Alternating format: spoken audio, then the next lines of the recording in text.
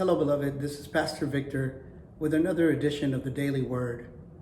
This week we are reflecting on the question, what practice or rhythm would you like to stop? This is based on our new sermon series, Stop, Keep, Start. When I think about this question of what to stop in my life that may be an unhealthy rhythm or practice, I think about the time when I used to be in the banking industry. It was many years ago. I'd say about maybe 15, 16 years ago. Anyways, at that time, I was a branch manager, and I was leading a very busy life in my professional career. Well, at one point or another, I became ill and I had to go to a doctor. So when we did a physical, the doctor asked me a few questions regarding my schedule, my daily schedule. And, I used to thrive on busyness. So I was almost showing off of how busy I was to the doctor. And I remember he quietly just listened to me, and then he just asked me what my age was. And I told him that I was, in my early 30s. And he said to me, well, if you keep going at the way, the intensity that you're living, he says, you may not make it much further. Well, apparently I was developing an ulcer. So that became a big concern of mine. Well, he gave me advice, and obviously he gave me some medication and treatment for me to deal with what could have been an ulcer at that time. But thankfully it didn't turn out to be.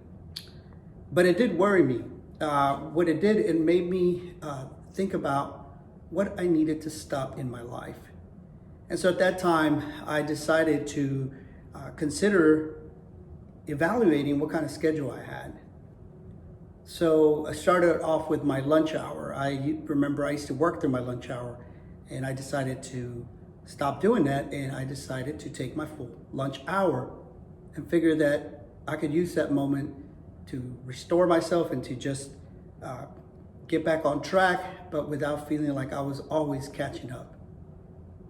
Over the years, as I've gotten deeper into my own spiritual walk and the spiritual practices that I have decided to apply, one of them is the practice of silence. So I found this wonderful narrative or a journal entry by a gentleman named Joseph Dispenza, who decided to spend a year in the monastery and decided to live as a monk for a year. And here are a couple of things that he writes about the practice of silence. He says, silence from the inside meant not talking in the first place, but also something deeper. It had to do with quieting the mind, not being busy inside. Inner silence also carried the idea of refraining from judgment and staying away from thinking about the past and the future. Being silent within was really being at once absent from the world of busyness and at the same time present in the moment. What happens when one is silent for a long period, the outer noise goes first. Then the inner noise starts to evaporate. Soon quiet reigns everywhere, it seems. Time slows to a crawl. Sound becomes a curiosity. Natural sounds, especially like the flow of water or the rustle and sway of tall grass, become occasions for deeper listening and lead to a most profound inner calm. And I can tell you by experience, I have been practicing the spiritual practice of silence for the past 10 years, and it has made a tremendous impact in my life. It has allowed me to restore within. It's allowed me to be more attentive to my own body, my emotions, my thoughts, my state of mind. And so what it does, it provides me that as I choose a space where I decide to stay quiet or in silence, it provides me with a place where I can refocus. So whenever I get back into my schedule, I'm able to become available in the most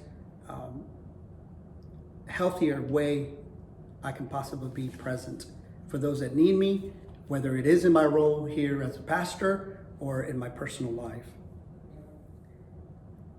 The peace that silence brought to me then and continues to bring to me now when I practice it is hard to describe.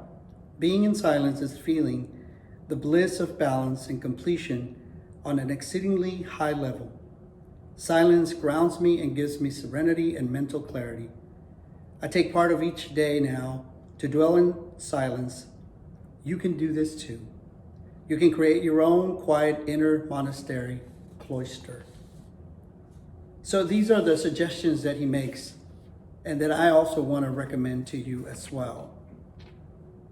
Schedule your hour of silence at a particular time every day and think of it as sitting in the presence of God.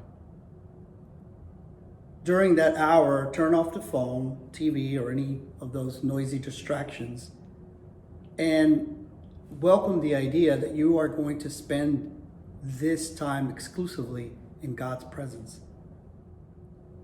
You can also light a candle during your time in silence. I particularly like that because it reminds me of God's Holy Spirit accompanying me during my time in solitude. Also, beloved, think about this as a daily sabbatical.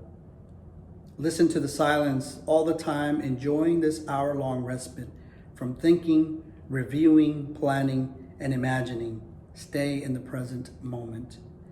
And finally, at the end of your hour of silence, let your first word be an expression of gratitude or love. Then put out the candle and go about your business. Move forward into the world. Thomas Merton was a famous American monk in the 1940s, 50s.